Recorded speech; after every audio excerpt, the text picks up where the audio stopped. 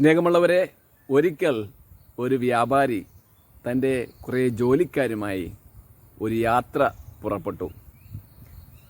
യാത്രാവേളയിൽ അവർക്ക് ഒരു മരുഭൂമി കടന്നു പോകേണ്ടിയിരുന്നു. ആ മരുഭൂമിയിലൂടെ യാത്ര ചെയ്യുമ്പോൾ കൂട്ടത്തിലുണ്ടായിരുന്ന ഒരു ഒട്ടകം കുഴഞ്ഞു വീണ് ചത്തു. ആ ഒട്ടകത്തിൻ്റെ പുറത്തുണ്ടായിരുന്ന ഒരു വലിയ പെട്ടി താഴെ വീണ് അതിൽ നിന്നും സ്വർണ്ണ നാണയങ്ങൾ പല ഭാഗത്തായി ചിതറി. ഇത് കണ്ട വ്യാപാരി തൻ്റെ ജോലിക്കാരോട് പറഞ്ഞു, അത് നിങ്ങൾക്ക് ശേഖരിക്കാം, അത് നിങ്ങൾക്ക് എടുക്കാം, അത് നിങ്ങൾക്കുള്ളതാണ്. ജോലിക്കാർ മത്സരിച്ച് അത് ശേഖരിക്കുവാൻ തുടങ്ങി. വ്യാപാരി യാത്ര തുടർന്നു.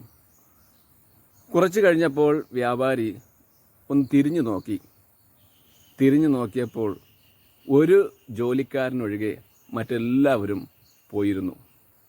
അപ്പോൾ ആ വ്യാപാരി ആ ഒരു ജോലിക്കാരനോട് ചോദിച്ചു, എന്തുകൊണ്ട് ആ സ്വർണ്ണ നാണയവും ശേഖരിച്ച് നീ എന്നെ വിട്ട് പോയില്ല? അപ്പോൾ ആ ജോലിക്കാരൻ പറഞ്ഞു, പണത്തേക്കാൾ അധികമായി, സമ്പത്തിനേക്കാൾ ഉപരി അങ്ങയെ അനുഗമിക്കുന്നതാണ് എൻ്റെ സന്തോഷം, സമാധാനം. അപ്പോൾ ആ വ്യാപാരി സ്നേഹത്തോടെ പുഞ്ചിരിച്ചുകൊണ്ട് പറഞ്ഞു, നീ എന്നെ ഉപേക്ഷിക്കാത്തത് കൊണ്ട് ഞാനും നിന്നെ ഒരിക്കലും ഉപേക്ഷിക്കുകയില്ല. കൂടാതെ എൻ്റെ സമാധാനത്തിലും സന്തോഷത്തിലും എപ്പോഴും നിനക്ക് പങ്കുണ്ടാകും. സന്തോഷവും സമാധാനവും നമ്മുടെ ജീവിതത്തിൽ വളരെ പ്രധാനപ്പെട്ടതാണെന്ന് ഈശോ നമ്മെ പഠിപ്പിക്കുന്നു. ഈശോ പറയുന്നു, ഞാൻ നിങ്ങൾക്ക് സമാധാനം തന്നിട്ട് പോകുന്നു, എൻ്റെ സമാധാനം ഞാൻ നിങ്ങൾക്ക് നൽകുന്നു. ഈ സന്തോഷവും സമാധാനവും ഭാഗ്യമായ വസ്തുക്കളെയോ വ്യക്തികളെയോ സൗകര്യങ്ങളെയോ ആശ്രയിച്ച് ഉള്ളതല്ല.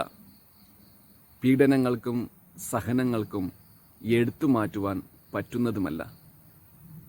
നമ്മുടെ ജീവിതം കർത്താവിൻ്റെ കൈകളിലാണെന്നുള്ള വിശ്വാസവും ഈശോ അറിയാതെ ഒന്നും സംഭവിക്കുന്നില്ല എന്നുള്ള ഉറപ്പുമാണ് ഈ സന്തോഷവും സമാധാനവും. നമ്മൾ ദൈവത്തോട് ചേർന്ന് നിൽക്കുമ്പോഴും ദൈവത്തിൽ പ്രത്യാശ വയ്ക്കുമ്പോഴും നമ്മുടെ ജീവിതത്തിൽ ഈ സന്തോഷവും സമാധാനവും ഉണ്ടാകുന്നു. പോൾ ആറാമൻ മാർപ്പാപ്പ പറയുന്നു, സമാധാനം ദൈവത്തിൻ്റെ ദാനമാണ്. അതിനുവേണ്ടി പ്രാർത്ഥിക്കുന്നത് വിശ്വാസികളുടെ കടമയാണ്. സമാധാനം ആവശ്യമെങ്കിൽ സാധ്യമാണ്. സാധ്യമെങ്കിൽ അത് നേടിയെടുക്കുക എന്നത് കർത്തവ്യമാണ്. കുടുംബ പ്രാർത്ഥനയിലൂടെയും നമ്മുടെ വ്യക്തിപരമായ പ്രാർത്ഥനകളിലൂടെയും നമ്മുടെ ജീവിതത്തിലും കുടുംബങ്ങളിലും സമൂഹത്തിലും സന്തോഷവും സമാധാനവും ഉണ്ടാകുവാൻ വേണ്ടി നമുക്ക് നിരന്തരം പ്രാർത്ഥിക്കാം.